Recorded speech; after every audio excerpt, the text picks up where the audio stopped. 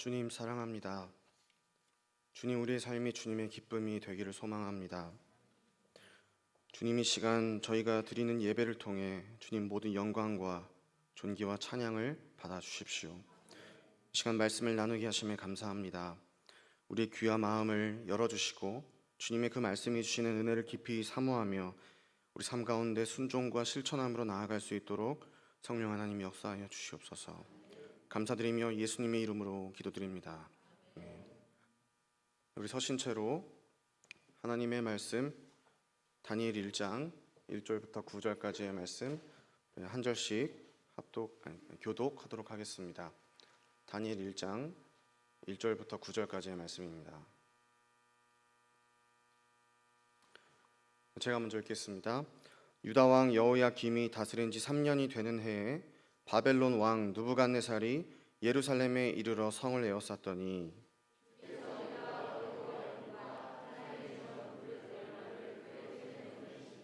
그가 그것을 가지고 신할 땅 자기 신들의 신전에 가져다가 그 신들의 보물 창고에 두었더라. 왕이 환관장 아스브나스에게 말하여 이스라엘 자손 중에서 왕족과 귀족 몇 사람 곧 흠이 없고 용모가 아름다우며 모든 지혜를 통찰하며 지식에 통달하며 학문에 익숙하여 왕궁에 설만한 소년을 데리오게 하였고 그들에게 갈대아 사람의 학문과 언어를 가르치게 하였고 또 왕이 지정하여 그들에게 왕의 음식과 그가 마시는 포도주에서 날마다 쓸 것을 주어 3년을 기르게 하였으니 그 후에 그들은 왕 앞에 서게 될 것이더라. 그들 가운데는 유다 자손 곧 다니엘과 하나냐와 미사엘과 아사랴가 있었더니 환관장이 그들의 이름을 고쳐 다니엘은 벨드사살이라 하고 하나니아는 사드락이라 하고 미사엘은 메삭이라 하고 아사랴는 아벳느고라 하였더라. 다니엘은 뜻을 정하여 왕의 음식과 그가 마시는 포도주로 자기를 더럽히지 아니하리라 하고 자기를 더럽히지 아니하도록 환관장에게 구하니. 함께 읽겠습니다. 하나님이 다니엘로 하여금 환관장에게 은혜와 긍휼을 얻게 하신지라. 아멘. 네, 자리에 앉겠습니다.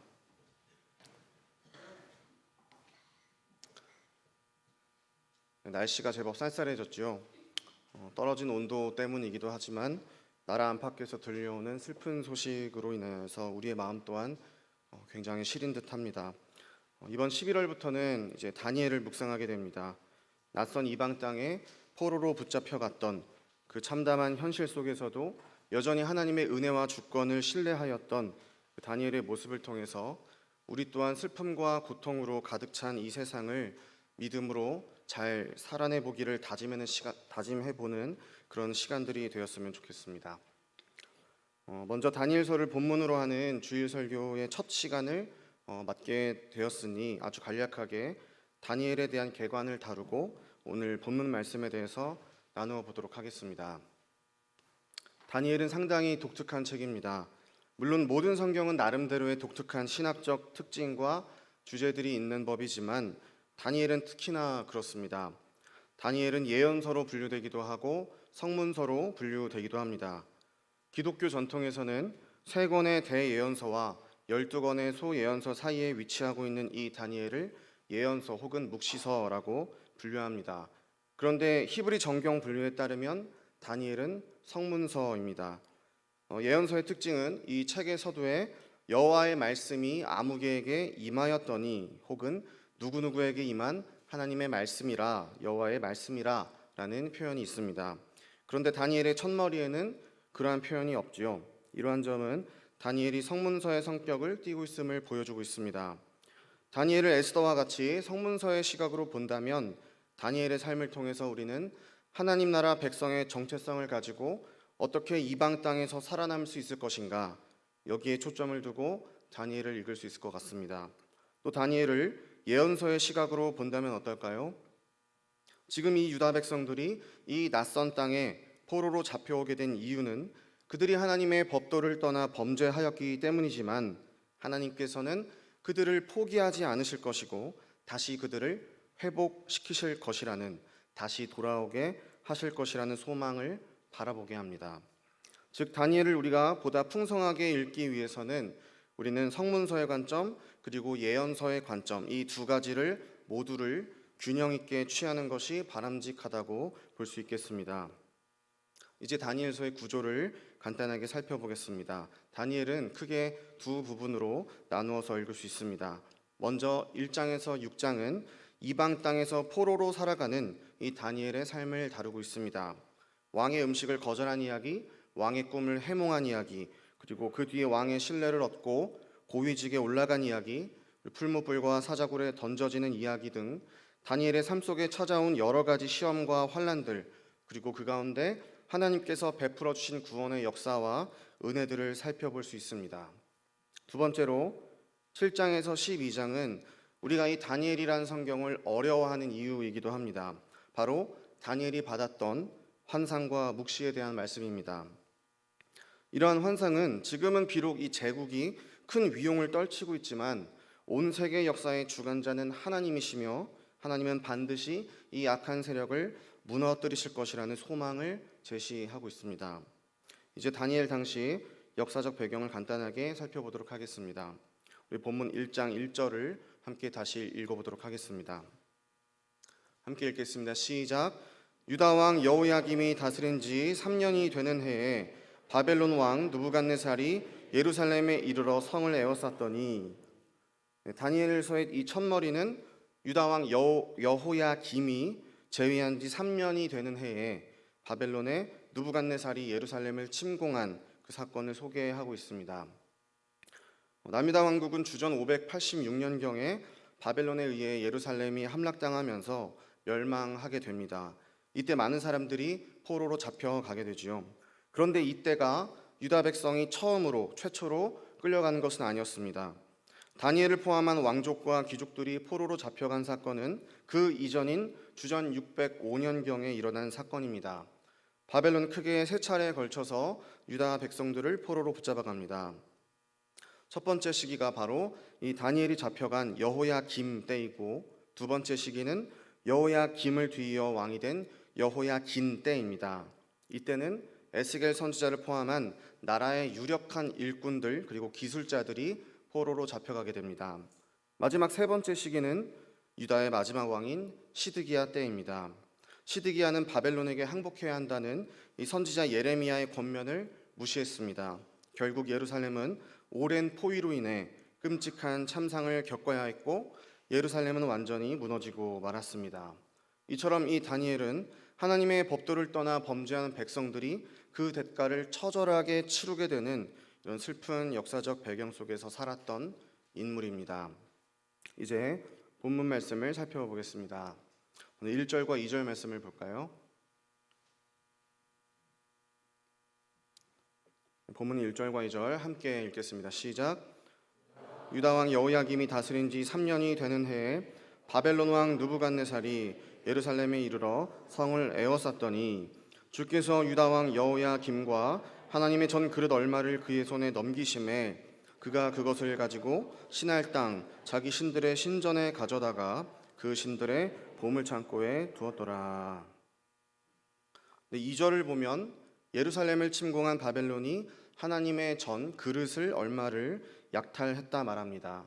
세 번역을 보면 성전 기물 가운데서 일부를 느부갓네살이 취했다 말합니다. 그런데 왜 전부가 아닌 일부를 가져갔을까요? 그리고 왜 이 전리품들을 그들 신들의 보물 창고에 두었을까요? 느부갓네살은 이 성전 기물의 일부를 취해서 가져감으로써 얼마든지 자기들이 원한다면 그들의 성전 기물을 또다시 가져갈 수 있는 그런 힘이 있다라는 것을 과시하고 싶어 했을 것입니다. 또 이 전리품을 자신들의 신전 창고에 보관함으로써 바벨론의 신이 이스라엘의 여호와 하나님보다 더 강한 신이다라는 것을 알리고 싶었을 것입니다. 하나님의 임재를 상징하는 성전이 이방인들에게 유린당하고 성전 기물은 탈취당했습니다. 이 사실만으로도 이스라엘 백성들은 엄청난 충격과 공포를 느꼈을 것입니다. 우리는 하나님의 거룩한 선민인데 어떻게 이러한 일이 벌어질 수 있는가? 그들의 정체성이 흔들리기 시작합니다. 이것이 바로 바벨론이 의도했던 것이죠. 뿐만 아니라 바벨론은 왕족과 귀족의 몇몇 소년들을 선별합니다. 우리 본문 3절에서 5절을 읽겠습니다. 3절에서 5절 말씀 우리 함께 읽겠습니다. 시작. 왕이 환관장 아스부나스에게 말하여 이스라엘 자손 중에서 왕족과 귀족 몇 사람 곧 흠이 없고 용모가 아름다우며 모든 지혜를 통찰하며 지식에 통달하며 학문에 익숙하여 왕궁에 설 만한 소년을 데려오게 하였고 그들에게 갈대아 사람의 학문과 언어를 가르치게 하였고 또 왕이 지정하여 그들에게 왕의 음식과 그가 마시는 포도주에서 날마다 쓸 것을 주어 3년을 기르게 하였으니 그 후에 그들은 왕 앞에 서게 될 것이더라. 흠이 없고 용모가 아름답고 모든 지혜와 지식에 통달한 소년들, 이른바 소수 엘리트 집단을 선별하여서 그들에게 왕국의 교육과 왕의 음식을 제공합니다. 우리가 상상하는 어떤 비참한 포로 생활과는 좀 거리가 있어 보이죠. 우리가 생각하는 포로 생활은 어떻습니까? 인권이라는 것은 꿈도 꾸지 못합니다. 짐승보다 못한 대우를 받으며 평생을 고된 노역에 시달리는 그런 노예의 이미지를 떠올리게 됩니다. 그런데 이 바벨론이 다니엘과 친구들에게 제공한 정책을 보면 강성한 선진국에 공짜로 유학을 보내주고 생활에 필요한 것들을 무상으로 제공해주는 어떻게 보면 최고의 복지처럼 보이기까지 하는 것 같습니다. 하지만 그들에게 이러한 편의가 제공되는 것에는 분명한 이유가 있었습니다. 우리 5절을 보면 그 후에 그들은 왕 앞에 서게 될 것이더라 라고 말합니다. 여기서 서다라는 단어는 히브리어 아마드입니다. 이 단어가 하나님 앞에 쓰이게 되면 복종과 섬김의 의미가 담기게 됩니다. 공교롭게도 섬기다라는 뜻의 히브리어 아바드와 발음이 비슷하기도 하죠. 다시 말해 이스라엘의 소년들에게 제공된 이 모든 편의들은 이제 더 이상 하나님을 왕으로 섬기는 것이 아니라 하나님 앞에 서는 삶이 아니라 바벨론의 신들에게 복종하고 섬기며 바벨론의 왕 앞에 서라는 그런 의미가 담겨 있는 것입니다. 이처럼 우리에게 닥치는 큰 위기는 고통을 수반한 환난의 얼굴을 할 때도 있지만 때로는 달콤한 유혹의 얼굴을 하고 우리에게 다가오기도 합니다. 젊은 유다 청년들은 얼마든지 야훼 신앙을 버리고 제국이 제공하는 달콤한 편의를 누리며 그들에게 충성하며 살아갈 수 있었습니다. 바벨론의 이러한 유화 정책은 여기서 그치지 않습니다. 우리 본문 6절과 7절을 보겠습니다.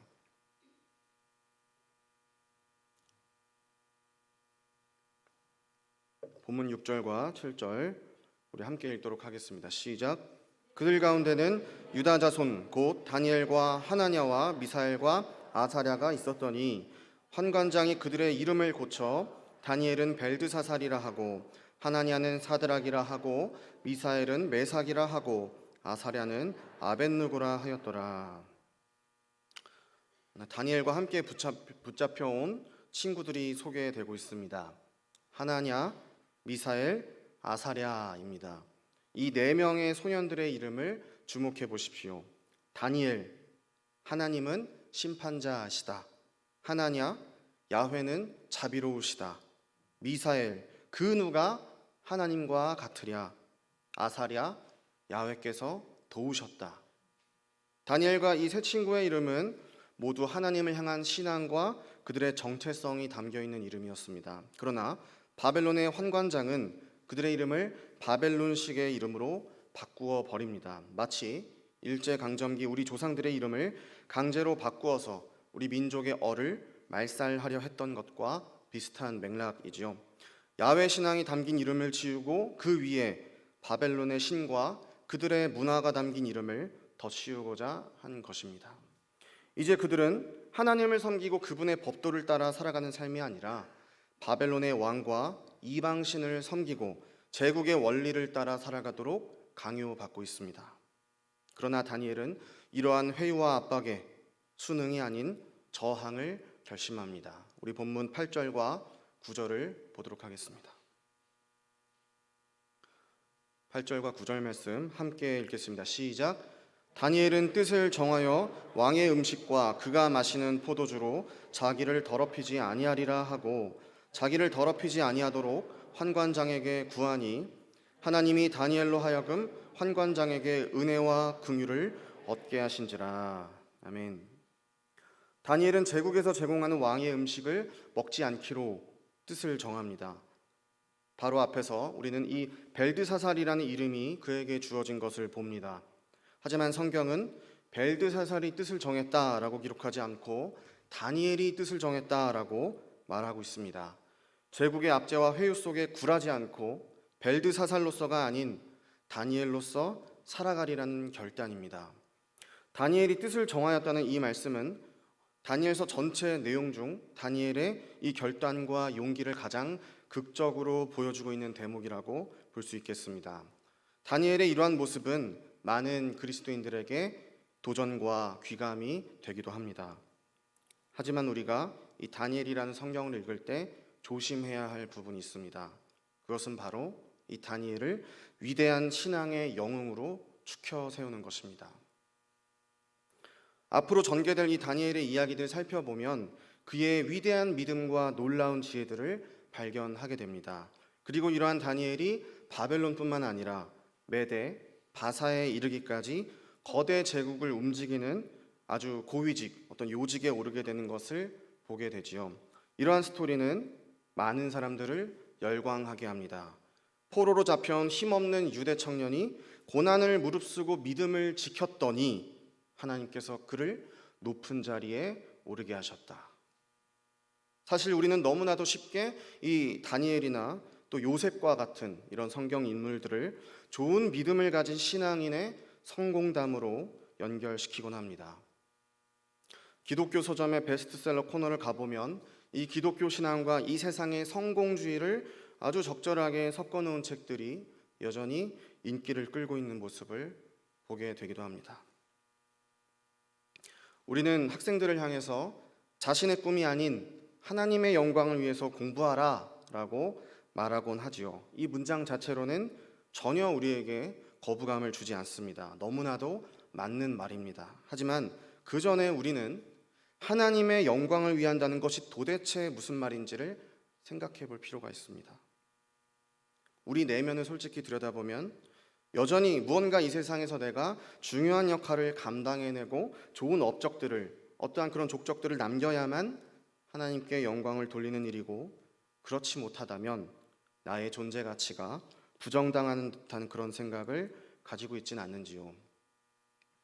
다니엘을 이처럼 성공 신화에 연결시키는 것은 사실 전혀 기독교적이지 않습니다. 오히려 바벨론적이라고 할 수 있을 것입니다. 바벨론이 데려온 포로들의 특징을 한번 보겠습니다. 자기 나라를 더 강성하게 하고 지배국을 더 효과적으로 관리하기 위해 외모도 아름답고 지식도 뛰어난 자들만을 데려옵니다. 쉽게 말해서 쓸모 있어 보이는 자들만 취하는 것입니다. 잠시 열왕기하 24장 14절 말씀을 볼까요? 열왕기하 24장 14절 말씀 우리 한 절만 보겠습니다. 함께 읽겠습니다. 시작. 그가 또 예루살렘의 모든 백성과 모든 지도자와 모든 용사 만명과 모든 장인과 대장장이를 사로잡아가매 비천한 자 외에는 그 땅에 남은 자가 없었더라.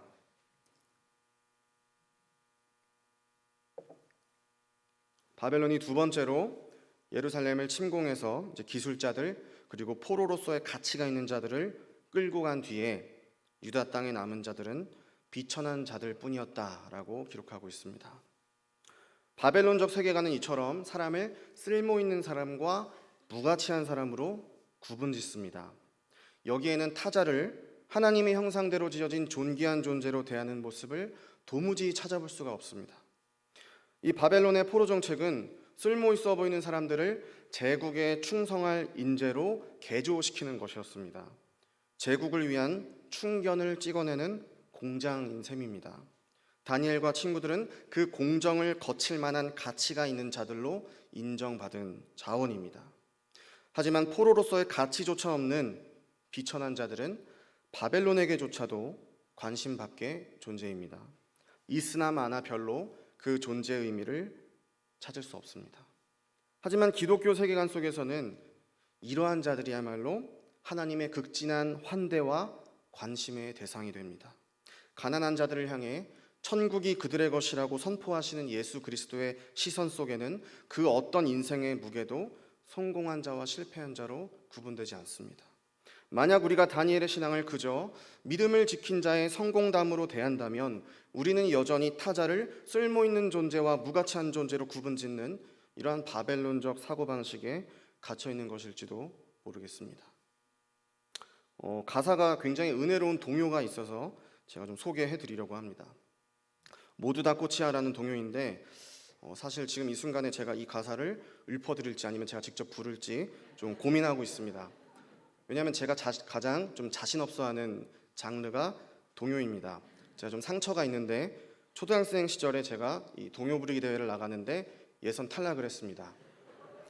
근데 나중에 알고 보니까 그 탈락을 시킨 이유가 동요를 동요처럼 부르지 않고 너무 가요처럼 불러서 떨어뜨렸다고 하더군요.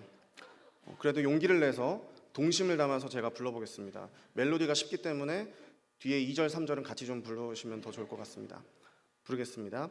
산에 피어도 꽃이고 들에 피어도 꽃이고 길가에 피어도 꽃이고 모두 다 꽃이야. 아무데나 피어도 생긴 대로 피어도 이름 없이 피어도 모두 다 꽃이야. 봄에 피어도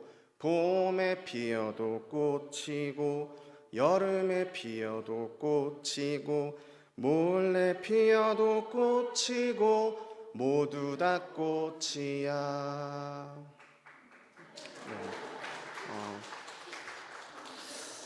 네, 그렇습니다. 하나님에게는 유다 땅에 남아있는 비천한 자들도 그리고 낯선 이방 땅에 끌려와서 제국의 삶을 강요받고 있는 다니엘도 그저 모두 다 꽃이었습니다.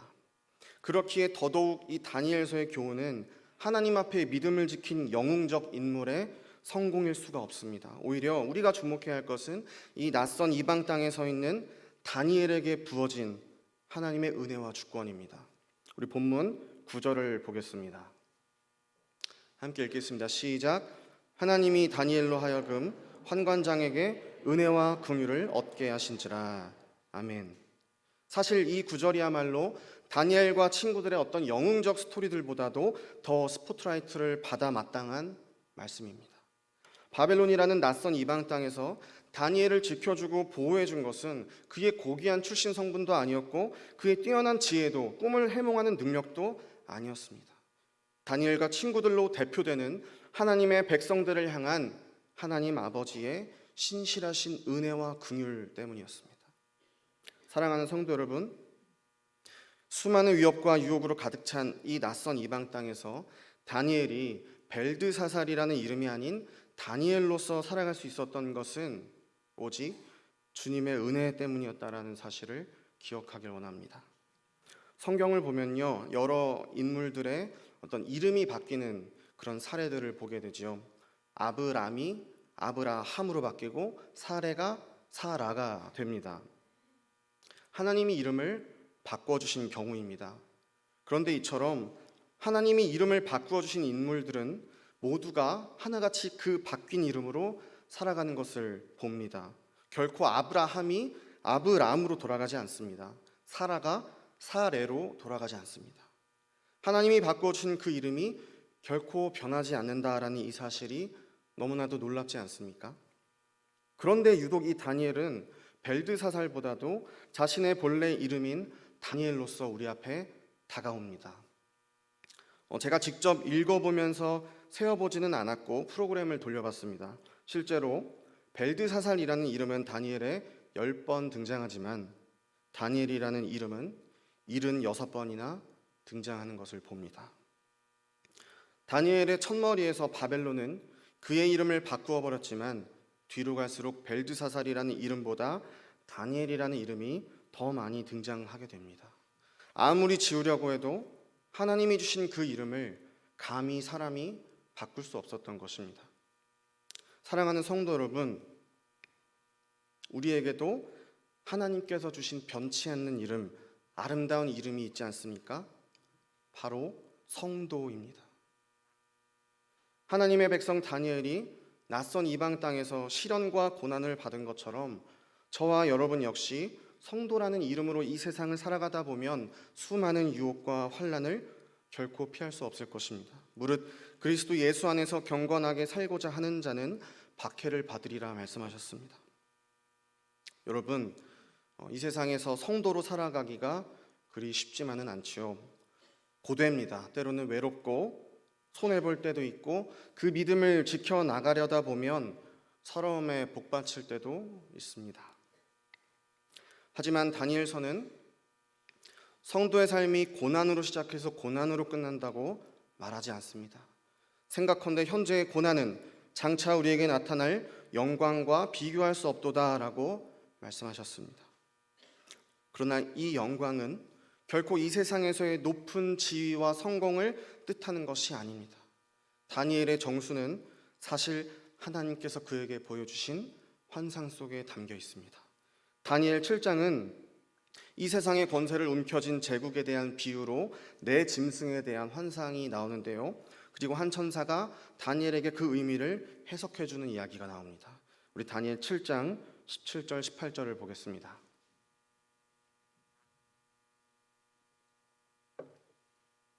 다니엘 7장 17절 18절입니다.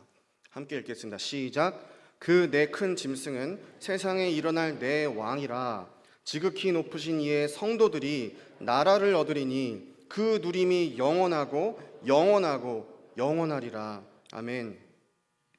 여러분, 세 번역을 보시면은 이 17절과 18절 사이에 그러나라는 접속사가 있습니다.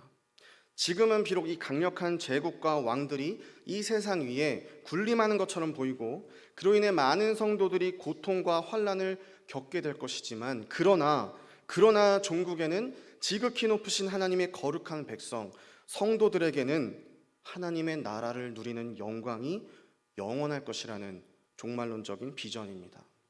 이것이 바로 성도가 얻게 될 영광, 하나님 나라입니다. 이제 말씀을 정리해 보겠습니다. 다니엘서는 결국 우리가 주의해야 하는 두 가지 삶의 방식을 제시하고 있습니다. 첫 번째는 바벨론에 순응하는 삶입니다. 하나님 나라의 그 말씀의 가치를 따라 살아가는 삶이 아니라 이 세상이 제공하는 온갖 편의를 받아들이고 대신 세상의 종노릇하는 그런 삶입니다. 두 번째는 믿음으로 바벨론을 대적하는 것처럼 보이지만 그 목적을 이 세상에서의 입신양명에 두는 것입니다.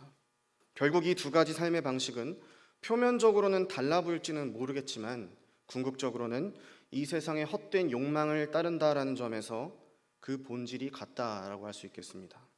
그렇다면 다니엘이 제시하는 진정한 하나님 백성으로서의 삶의 방식은 무엇일까요? 그것은 바로 낯선 이방 땅과 같은 이 세상 속에서 하나님이 주신 이름, 바로 성도로 살아가는 것인 줄로 믿습니다. 그저 무명의 성도로 남는 것. 성도라는 이름 안에는 뛰어난 영웅도 모자란 사람도 있을 수 없습니다. 우리가 성도라는 이름을 받은 것은 우리의 그 어떤 공로와 업적 때문이 아니기 때문입니다. 그저 우리 모두 하나님의 은혜와 긍휼을 입은 자들일 뿐입니다. 이렇게 설교의 끝자락이 되면 늘 이렇게 우리 회중분들을 향해서 이렇게 부릅니다. 오늘은 조금 더 마음을 담아서 불러보려고 합니다. 사랑하는 성도 여러분, 저와 여러분이 살아가는 이 세상은 어떤 면에서 본다면 다니엘이 살아가야 했던 이 낯선 이방 땅과 비슷한 것 같습니다. 우리는 모두 마지막 날에 완성될 그 하나님 나라의 백성인과 동시에 여전히 이 땅에 발붙이고 그 나라를 살아가고 있는 자들이기 때문입니다. 다니엘이 발붙이고 살아가야 했던 곳은 먼 이방 땅 제국의 문화 그 중심이었습니다. 다니엘은 그곳에서 제국에 순응하는 벨드사살도 아니고 위대한 신앙의 영웅 다니엘도 아니고 그저 한 사람의 성도로 서 있습니다. 사랑하는 성도 여러분, 그 어떤 달콤한 유혹과 견디기 어려운 고난을 만나시더라도 하나님의 거룩한 백성 성도의 이름, 그 정체성과 존엄성을 포기하지 마시기 바랍니다. 잠깐 있다 사라지는 이 세상의 헛된 부귀영화와는 비교조차 할 수 없는 그리스도 예수의 나라, 그 영원한 영광에 동참하게 되는 것을 사모하십시오. 동시에 우리의 관심을 어떤 미래적 소망에만 두는 것이 아니라 바로 지금 이곳에서 우리 각자에게 주어진 삶을 성도라는 이름으로 신실하게 살아내는 저와 여러분 되길 주님의 이름으로 축복합니다. 이제 기도하도록 하겠습니다.